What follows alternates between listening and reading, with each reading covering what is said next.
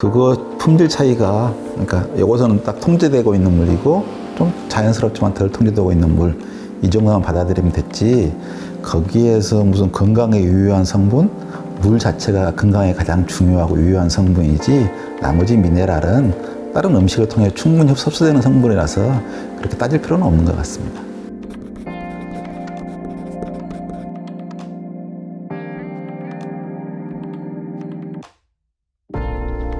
우리가 이제 물처럼 된 병에다가 물하고 많이 차이가 나는 걸 팔 이유는 없잖아요. 이제 근본적으로는 샘, 그렇죠? 샘에서 나온 물이죠, 원래는. 그러니까 먹는 샘물이라고 하는 게 맞겠죠. 생수 그러면 생크림, 살아있는 그런 뜻인데, 옛날에 같은 열 처리를 안 해야 살아있다, 막 그런 때문에 생수란 말을 쓰지만 사실은 적합한 말은 아닌 것 같고요. 우리가 했던 것은 샘, 우리 같은 돌에서 나오죠. 돌 사이 틈에서 나오는 그 물이 샘물인 것 같고, 딱 검사를 해서 식용으로 적합하다, 이걸 그대로 이제 포장해서 판다라는 게 이제 우리가 맑은 샘물 개념이고, 바닷물이다. 그럼 바닷물 소금기가 많잖아요. 그대로 팔 수는 없잖아요. 그럼 이거 완전히 정제수를 만들어야겠죠. 정제수를. 그러니까 우리가 생수 형태, 물론 라벨이 혼합 음료로 돼 있더라도, 혼합 음료 말하면 보통 과일 주스라든가 뭐 온갖 성분을 넣어서 우리가 기호식품으로 먹는 거고, 아리수 같은 건 정제수잖아요. 정제수인 거고, 거기에다가 이제 너무 정제수이면 맛이 더 없거든요. 오히려 약간의 미네랄이 있어야 더 맛있는 물이 되죠. 건강하기도 좋으니까 미네랄 약간 넣어주는 게. 근데 미네랄 맛이 다 한결같이 쓰거나 덥거나 그렇게 안 좋습니다. 별로. 그러니까 많이는 못 넣고, 사람 또 그다음에 또 이제 칼슘 같은 경우 이가 이온이 많이 들어 있으면 거품도 안 나고, 경수라고 하죠, 경수. 그래서 기본적으로는 혼합 음료가 어찌 보면 더 검증된 원료라고 볼 수도 있어요. 그냥 그러면 깨끗하게 여과를 해버렸으니까. 그러니까 식품회사들이 여과를 한다 그러면 철저하게 일정한 품질로 될 거잖아요. 거기다가 이제 일정한 농도의 미네랄만 집어넣었으니까 얘는 뭐 그냥 가공 음료라고 볼 수도 있지만, 한편으로 봐서는 일정한 품질의 일정한 물.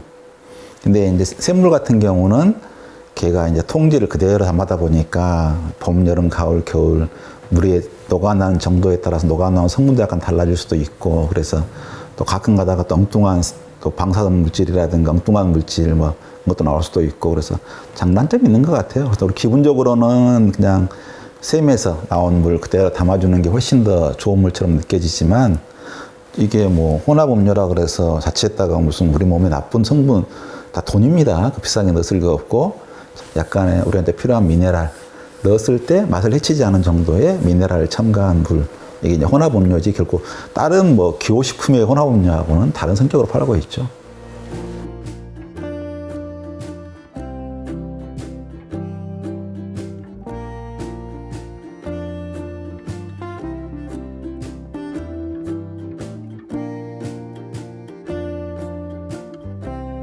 그렇죠. 그러니까 우리가 이제 우리나라 물보다는 에비안 같은 쪽에 있는, 그러니까 그 오랫동안 머무르는 대륙이잖아요.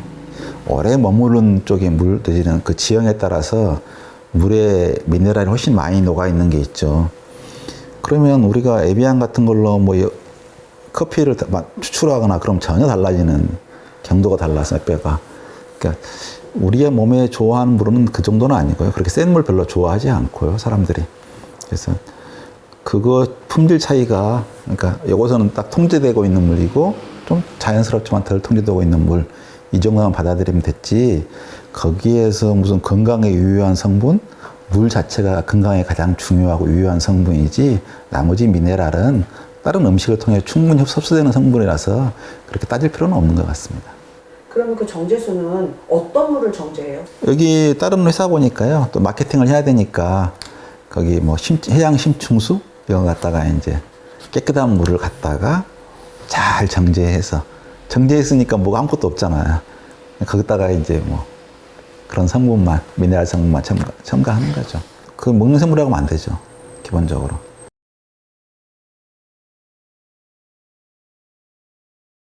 그러니까 기호 자체가 바닷물을 그대로 먹을 수는 없잖아요. 염도가 높아가지고.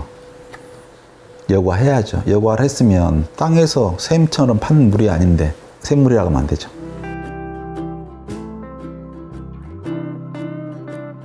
자체가 살균 처리를 하지 않는데요. 우리가 공기 중에도 미생물이 있거든요. 설탕은 미생물 못 자라잖아요. 그래도 삶은 미생물이 있습니다. 그래서 세균이 보통 100마리 이하로, 대장균 같은 거 없어야 되지만 세균은 100마리 이하를 기준으로 하거든요. 그럼 10마리 있다. 10마리가 있는 게 하루면 이제 유기물만 다른 영역만 있다 그러면 몇 조가 아니라 뭐 TNTC 완전 꽉 채울 수도 있겠죠. 근데 없으니까 자라지는 못하는데 얘가 만약 10마리 있던 게 100마리, 101마리가 됐어요. 그랬다가는 이제 벌컥 뒤집어지겠죠. 그러니까 식품회사가 그런 굉장히 보수적이거든요. 그 다음에 자체가 물이라고 하는 게 싼 원료인데 걔가 유통이 빨리빨리 돼야지 재고가 한 달 가고 2달 가고 3달 가면 망하죠. 재고 비용 때문에. 수입한 음료 같은 경우는 이미 이제 싣고 만들어서 싣고 오는 기간이 걸리니까 뭐 2년 이렇게 기계 잡는 거고요. 여유 있게. 나머지 물에서는 굳이 어떤 기계 잡을 이유가 하나도 없는 거죠. 그래서 일단은 세균 기준이 100마리다. 근데 물이 완벽하게 이게 미생물이 한 마디도 없다라고 증명할 수 있으면 그래도 미생물이 없는 게 자랄 수는 없는 거니까 그래서 충분히 기계 잡을 수 있을 거고 한 마리가 시간이 지나서 2마리가 되고 그런 식으로 자라면 몇 마리 있던 게 자라면 100마리가 혹시 넘어가는 경우가 있다 그러면 우리는 안 따지잖아요. 거기 수만 마리도 전혀 안전하거든요. 근데 야 기준치 10배 초과 뭐 세균숲 세균 바글바글 난리가 나겠죠. 그래서 그 회사 그냥 문 닫아야 될걸요. 그래서 아예 그런 건 리스크를 안지 않죠. 그러니까 장기간이라고 하는 게 오히려 더 온도 조건, 햇빛 조건이 더 중요하죠. 왜냐 그러면 0도씨 보관했다, 10도, 20도, 30도, 그때가 10배, 10배, 10배, 10배거든요. 그럼 60도 보관한 것하고 30도 보관한 것하고 1000배 차이가 날 수 있는 거죠. 보관 조건, 가혹한 조건으로 본다 그러면. 그러니까 햇빛에 직사광선 노출되어 있는 것하고 하루 노출된 것하고 냉장고에 1년 있는 것하고 비교하면 햇빛에 하루가 더 오히려 안 좋은 상태거든요.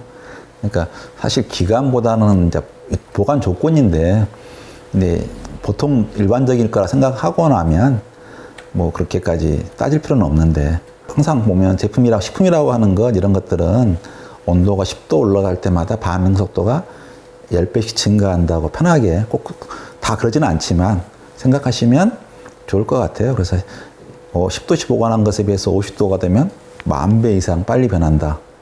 그래도 사실은 60도 이하 되면 충분히 안전하죠. 근데 굳이 우리가 그걸 갖다가 오래 보관하고 그럴 필요는 없죠. 근데 기본적으로 플라스틱 안전합니다. 특히 이제 낮은 온도에 있을 때 굉장히 안전하고요. 온도가 올라갈수록 리스크가 증가되는데 굳이 높은 온도에 보관하고 있고 직사광선의 뜨거운 쪽에 보관하지 않는다 그러면 전혀 그런 거 신경 쓸 필요가 없고요. 나온다고 해도 극소량이고 또 극소량 검출 가진 건 너무 호들갑 뜰 필요는 없고요. 그게 많이 나올 수 있는 물질은 아니거든요.